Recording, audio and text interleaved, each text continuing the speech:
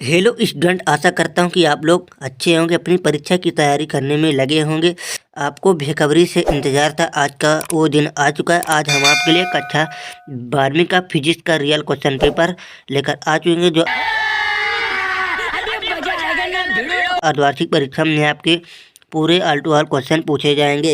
यहाँ पर आप देख सकते हैं अर्धवार्षिक परीक्षा 2022-23 कक्षा 12वीं विषय भौतिकी के साथ समय 3 घंटा 70 पूर्णांक का आपका पूरा पेपर आएगा।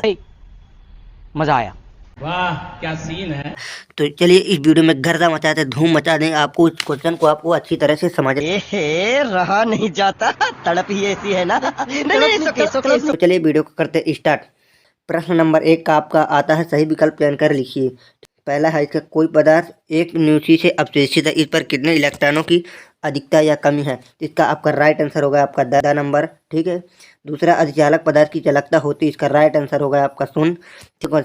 बहुत ही महत्वपूर्ण प्रश्न उत्तर हैं, आपको पूरे नोट कॉपी में नोट करते जाना है, एकदम रट्टा मार के जाना है, ताकि 100 में 100% आपके पूरे क्वेश्चन इसी पेपर से आएंगे। ठीक है। तो इसके बाद आपका आता है तीसरा नंबर पे। यहाँ पे वायु में स्थित एकांक धनावेश से निकलने वाली विद्युत फलक का मान कितना होता है। इसका राइट आंसर होगा आपका बी नंबर।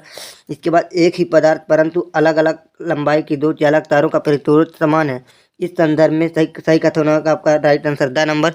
इसके बाद आपका आता है 5वां नंबर। एक अवशेषित कण समचुंबकीय क्षेत्र के समानांतर प्रवेश करता है तो कण का पथ होगा। इसका राइट आंसर होगा सरल रेखी।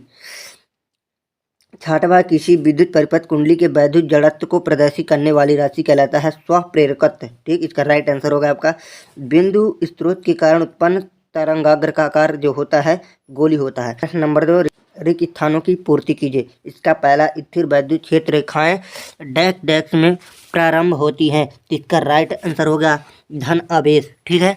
इसके बाद आपका है दूसरा, किरचॉफ का प्रथम नियम आवेश संरक्षण के सिद्धांत पर आधारित है। तीसरा है, चुंबकीय क्षेत्र में गतिमान आवेश पर लगने वाले को लॉरेंज बल कहते हैं। चौथा, चुंबकीय फलक में परिवर्तन की दर प्रेरित विद्युत भाग बल के अनुक्रमानुपाती होती है। ठीक। इसके बाद 5वां, प्रत्यावर्ती एलसी परिपथ में धारा और विभवांतर के मध्य 90 डिग्री का कालांतर होता है। 6वां, ध्रुवण की घटना केवल अनुप्रस्थ तरंगों में होती है। ठीक है। इसके बाद आपका आता है, इसमें से आपको 5 करना है। इसके बाद आपका आता है प्रश्न नंबर 3 है। यहाँ पर आपको फटाफट देखते जाना है और साथ ही साथ अपने नोट कॉपी पे लिखते जाना है। 100% गारंटी है कि आपके रियल क्वेश्चन पेपर यही पूछे जाएंगे आपके अर्धवार्षिक परीक्षाएं में। ठीक है। प्रश्न नंबर 3 का पहला है, कूलाम बल एक गुरुत्वाकर्षण बल में मुख्य अंतर क्या है। इसका राइट आंसर होगा कूलाम बल या आकर्षण प्राकृतिक का हो सकता है, जबकि गुरुत्वाकर्षण बल केवल प्रकृति का होता है। इसका राइट आंसर होगा। इसके बाद आता है दूसरा, द्रव्यमान स्पेक्ट्रोमीटर क्या है। इसका राइट आंसर होगा विश्लेषणात्मक तकनीकी। तीसरा है आपका, धारावाही विद्युत पात के चुंबकीय गुण का सूत्र। इसके बाद आपका चौथा नंबर है, यहाँ पे इंद्रधनुष बनाने के लिए आवश्यक में सूर्य की स्थिति के लिए आवश्यक शर्तें बताइए। इसका राइट आंसर है सूर्य प्रेक्षक के पीछे की ओर हो। ठीक। इसके बाद 5वां है, 20+ सेंटीमीटर फोकस दूरी वाले लेंस की क्षमता कितनी होती है।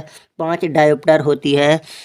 6वां, जब किसी विद्युत परिपथ को भंग किया जाता है उत्पन्न प्रेरित धारा की दिशा होती है, वह होती है मुख्य धारा की दिशा में। ठीक, राइट आंसर होगा इसका। 7वां है, किसी प्रत्यावर्ती धारा का शिखर मान I0 है तो एक पूर्ण चक्र में इसका औसत मान कितना होगा। इसका राइट आंसर होगा 0। ठीक। इसके बाद आपका आता है प्रश्न नंबर 4 का पहला है, स्थापन का राइट आंसर ये होगा। ठीक, चुंबकीय संबंधी गाउस का नियम, इसका राइट आंसर होगा आपका ये होगा राइट आंसर आपका। इसके बाद विद्युत चुंबकीय तरंग का वेग कितना होता है। इसका राइट आंसर आपका होगा ये। इसके बाद आता है सूक्ष्म तरंग का राइट आंसर होगा आपका होगा ये, आपका राइट आंसर होगा। इसे दृश्य प्रकाश का राइट आंसर होगा आपका बी नंबर। ठीक, फ्रेनेल दूरी का राइट आंसर होगा आपका जी नंबर। अभिवेदन क्षमता का राइट आंसर होगा आपका F नंबर। ठीक है। यह आपको फटाफट देखते जाना और अपने नोट कॉपी में नोट कर लेना है। आपको विशेष ध्यान देकर परीक्षा की तैयारी करना ताकि आपके पेपर में अच्छे अंक आएँ।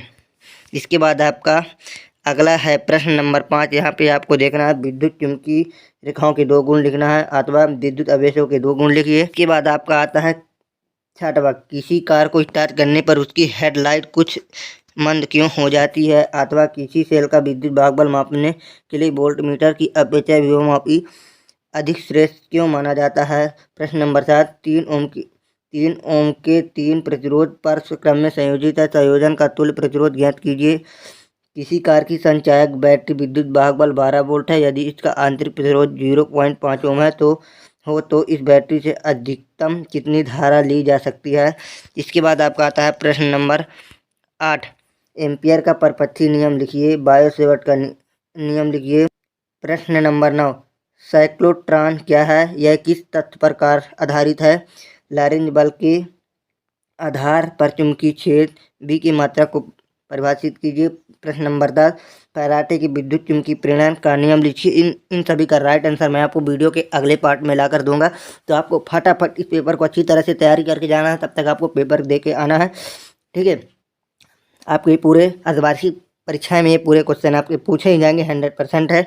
इसके बाद आपका आता है प्रश्न नंबर 10, फैराडे की विद्युत चुम्बकीय प्रेरण के नियम लिखिए। लेंज का नियम लिखिए। 11वां है, किसी संधारित्र AC वोल्टा प्रयोग किया है तो इसके लिए फेजर आरेख बनाइए। इसके बाद आपका आता है किसी प्रेरक कुंडली पर AC वोल्टा प्रयोग की गई तो इसके लिए फेजर आरेख बनाइए, ठीक है। इसके बाद आपका आता है प्रश्न नंबर 12, पूर्ण आंतरिक परिवर्तन के लिए आवश्यक शर्तें लिखिए। स्वच्छ अवक्षयता के नीले दिखाई देने का कारण स्पष्ट कीजिए। प्रश्न नंबर 13, ताप बढ़ने पर किसी पदार्थ की प्रतिरोधकता क्यों बढ़ जाती है अथवा किसी सेल के आंतरिक प्रतिरोध टर्मिनल वोल्टेज एवं विद्युत धारा में संबंध स्थापित कीजिए। इसके बाद आपका आता है प्रश्न नंबर 14। यहाँ पे आपको देखना 8 वोल्ट विद्युत वाहक बल की एक संचायक बैटरी जिसका आंतरिक प्रतिरोध 0.5 ओम है को श्रेणी क्रम में 15.5 ओम के प्रतिरोध का उपयोग करके 120 वोल्ट के DC द्वारा चार्ज किया जाता है। तो चार्ज होते समय बैटरी की टर्मिनल वोल्टेज ज्ञात करना है। यहाँ पे आपको देख सकते हैं उसी तरह आपका अथवा रहेगा। इसके बाद आपका आता है प्रश्न नंबर 15वां, किसी धारावाही वृत्ताकार पशुलुप केंद्र पर चुंबकीय क्षेत्र के लिए सूत्र स्थापित कीजिए। किसी धारावाही परिनालिका के अंदर चुंबकीय क्षेत्र के लिए सूत्र स्थापित कीजिए। किसी संयुक्त सूक्ष्मदर्शी के अभिदर्शक की फोकस दूरी 1 सेंटीमीटर, नेत्रिका की फोकस दूरी 2 सेंटीमीटर तथा नाली की लंबाई 20 सेंटीमीटर तो इस यंत्र का आवर्धन ज्ञात कीजिए जबकि अंतिम प्रतिबिंब अनंत पर बनता है। इसके बाद आपका आता है प्रश्न नंबर 17, विद्युत फ्लक्स संबंधी गाउस का नियम लिखिए एवं सिद्ध कीजिए। गाउस के नियम से कूलॉम का नियम प्राप्त कीजिए। प्रश्न नंबर आपका 18वां, संधारित्र किसे कहते हैं। समांतर प्रेरित संधारित्र की धारिता के लिए व्यंजक आपको स्थापित करना है यहाँ पे आपको। इसके बाद आपका आता है 8वां, एक समान अवशेषित खोखले गोले के अंदर एक बाहर स्थित किसी बिंदु और बिंदु क्षेत्र की तीव्रता के लिए सूत्र ज्ञात कीजिए। इसके बाद आपका आता है प्रश्न नंबर 19, ट्रांसफार्मर का सिद्धांत लिखिए। ट्रांसफार्मर में ऊर्जा हाथ के कारण उनको कम करने के उपाय लिखना है। भावर धाराएं क्या है, कैसे उत्पन्न होती है, भावर धाराओं के 3 अनुप्रयोग आपको लिख के बताना है। तो आपको फटाफट इस पेपर को अच्छी तरह से तैयारी करके जाना है। ये पूरे आपके बहुत ही महत्वपूर्ण क्वेश्चन है जो आपके अर्धवार्षिक परीक्षाएं में पूछे जाएंगी। तो आपको अच्छी तरह से तैयारी करके जाना है, घबराना भी नहीं है आपको, ताकि आपको एक भी नंबर का मिस ना हो और पेपर में अच्छे नंबर से पास हो जाए और टॉप भी आप कर सकते हो अगर इस पेपर को अच्छी तरह से तैयारी करके जाते हैं तो। बोलो जय हिंद, वंदे मातरम।